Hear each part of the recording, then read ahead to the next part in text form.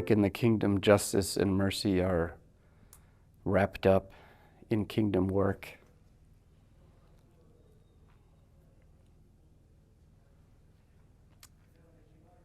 I don't think we can see the kingdom of God or even the seeds of the kingdom take place without justice and without mercy and without walking humbly with God. But I think when we seek to live in right relationship with each other and seek justice and seek the good of our neighbor, then we're actually living into the kingdom. So ultimately, Abara is joining an ever-growing community of peacemakers in pursuit of justice and healing and transformation. And we look to see change at a personal level, at a narrative level, at a systems level. And so in pursuing that, I think for individuals, groups, denominations, churches, wanting to understand, on the one hand, understand what's happening on the border and with issues of migration and with issues of divides and crossing divides, to understand more, and then on the other hand, how to move forward, how to respond to these issues, and what are some ways to get involved again at the personal narrative and systems level, either whether it's trying to address root causes in Central America,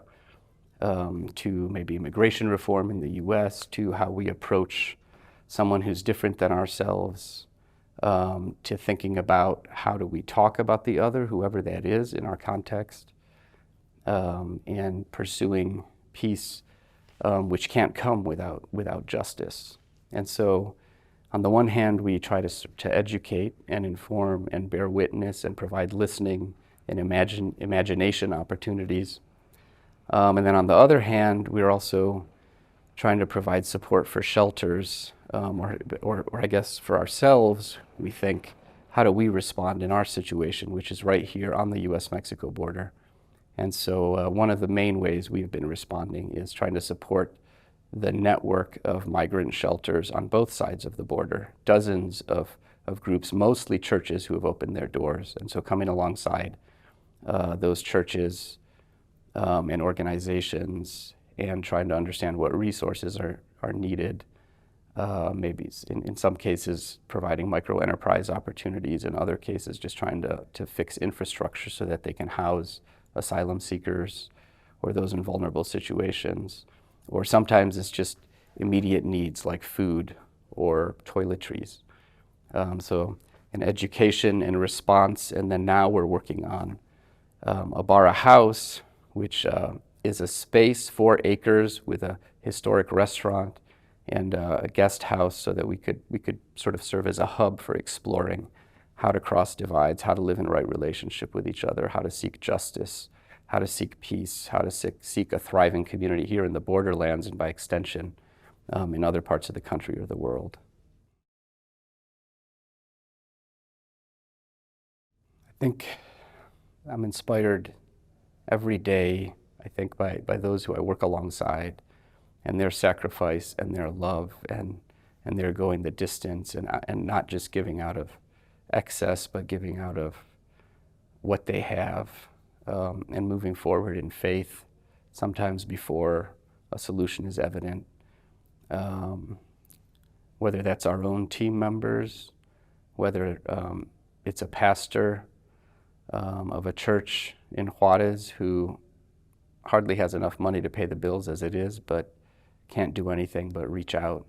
to those who are on the streets and feeling overcome and defeated and vulnerable,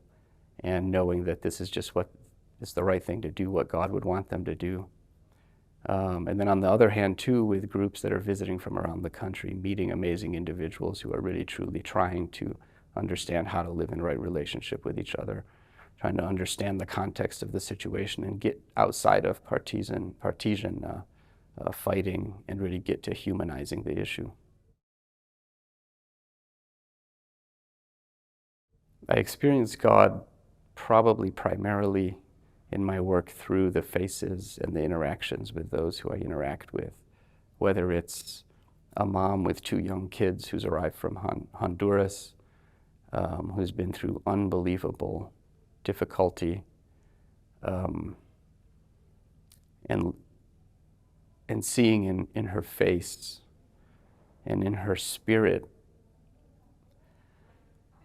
her faith in God in the journey, in the midst of all of this suffering. I experienced God here in the desert, out on the margins, out down by the river, in desolate places, knowing that God is here with us and speaks to us in the middle of crowds, but also in the quiet stillness of desolate places. I think for myself, I'm really driven by what I might call sort of desert mysticism and border activism. How does this sort of rootedness in the mysticism of experiencing God